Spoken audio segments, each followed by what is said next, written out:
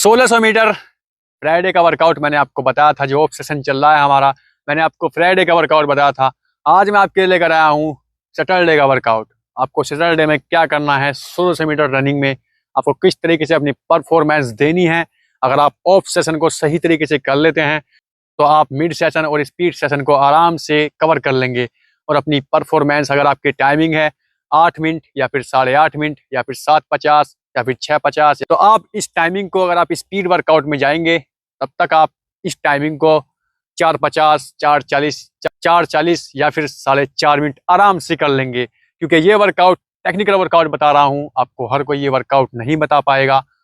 जो मैंने ये वर्कआउट बताया है आपको, ये वर्कआउट टेक्निकल वर्कआउट है। क्योंकि इस वर्कआउट को करने के बाद आपका एंडोरेंस बनेगा, आपकी स्पीड बनेगी और आप अच्छी तरीके से अपनी परफॉर्मेंस अच्छी कर लेंगे।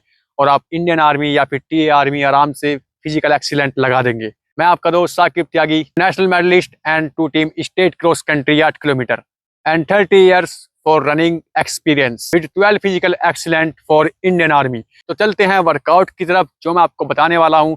तो बताने से पहले हमें सब्सक्राइब करना मत भूलना, क्योंकि ये वीडियो बहुत खास होने वाली है आपके लिए। इस वीडियो के माध्यम से मैं आपको बताऊंगा टेक्निकल वर्कआउट। आपको ऑफ सेशन चल रहा है, ऑफ सेशन का टेक्निकल वर्कआउट आपको बताने जा रहा हूं, क्योंकि ये वर्कआउट आपकी रनिंग परफॉर्मेंस को काफ़ी हद तक बेहतर करेगा। और मैं लिख के लेता हूं, आपकी जो परफॉर्मेंस है या फिर आप फिजिकल लगाना चाहते हैं इंडियन आर्मी का या फिर किसी और भर्ती का, आप हाथ उठाकर ये फिजिकल लगा सकते हैं। अगर आप इस वर्कआउट को टाइमिंग बता रहा हूँ, आप रिदम के साथ में, जो आप डिसिप्लिन है उसी के साथ में कर लेते हैं, तो ये आप पर निर्भर करता है। और आप कितनी मेहनत करते हैं, आप में कितनी कैपेसिटी है और आप कितनी अपनी फटीग दे सकते हैं अपनी बॉडी को। ना आपको ज़्यादा फटीग लगानी है, जिस तरह से आपको बोला जाए सिर्फ उस तरीके से वर्कआउट आपको करना है। बॉडी की जो रिक्वायरमेंट है वो अच्छी हो जाएगी और आप स्पीड सीजन या फिर मिड सीजन आराम से कर लोगे और अपनी परफॉर्मेंस को अच्छा कर लोगे। तो चलते हैं वर्कआउट की तरफ। फ्राइडे में हमने थोड़ी फटीग लगाई थी, स्मॉल रेपिटेशन की थी, हल्की रेपिटेशन की थी, हल्की स्पीड की थी, हल्का इंडोरेंस रनिंग की थी। लेकिन अब जो सैटरडे का वर्कआउट है, सैटरडे में हमको करना है। सैटरडे में अगर आप बिगिनर्स हैं या फिर एक्सपीरियंस एथलीट्स हैं तो आपको लॉन्ग रन करना है।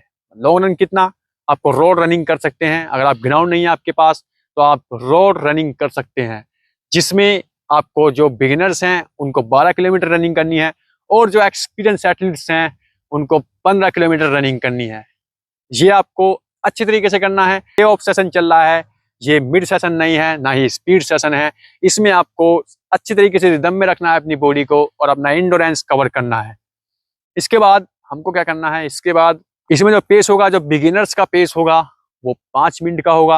मतलब 5 मिनट में 1 किलोमीटर चलना है, 1 किलोमीटर रनिंग करनी है। जो बिगिनर्स एथलीट्स हैं 12 किलोमीटर रनिंग है ना, तो और जो एक्सपीरियंस एथलीट्स हैं उनका ये पेस 4:50 का होगा, क्योंकि इसमें आपको इंडोरेंस कवर करना है अपना।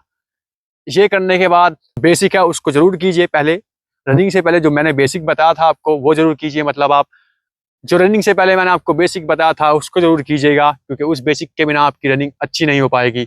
मतलब आपको अच्छे तरीके से पहले वार्म अप करना है, फिर एक स्ट्रेचिंग एक्सरसाइज करनी है, फिर एबीसी ड्रिल या स्ट्राइड लगाने के बाद ये वर्कआउट करना है। लॉन्ग रन करने के बाद आपको स्ट्राइड लगानी है। अगर आप एक्सपीरियंस एथलीट्स हैं या फिर बिगिनर्स एथलीट्स हैं तो आपको 8-8 स्ट्राइड लगानी है। स्ट्राइड लगाने के बाद आप अच्छी तरीके से कूल डाउन कीजिए अपनी बॉडी को। कूल डाउन कीजिए 15 या 10 मिनट का आप कूल डाउन कीजिए। इसके बाद स्ट्रेचिंग एक्सरसाइज करने के बाद घर चले जाएं सीधा।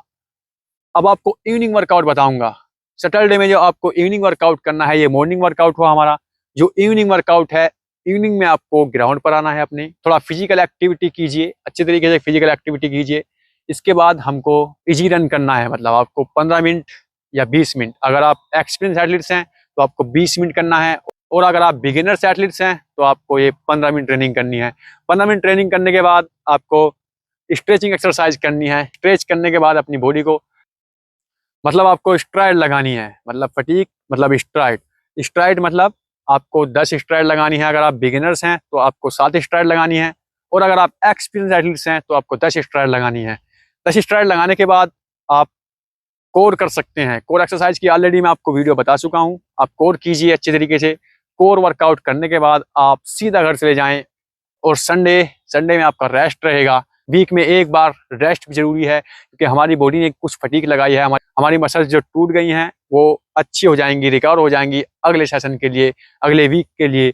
इससे क्या होता है, हमारी बॉडी अच्छी तरीके से रिदम में आ जाएगी और रिकवरी हो जाएगी।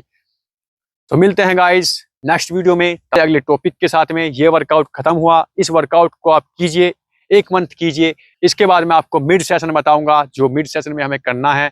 मिड सेशन के बाद आपको स्पीड सेशन बताऊंगा, आपको जो स्पीड सेशन करना है। 1 मंथ इस वर्कआउट को कीजिए अच्छे तरीके से, जिससे आपकी परफॉर्मेंस अच्छी हो जाएगी और आप किसी भी फिजिकल को आसानी से लगा सकते हैं। मिलते हैं गाइस नेक्स्ट वीडियो में। So keep running guys.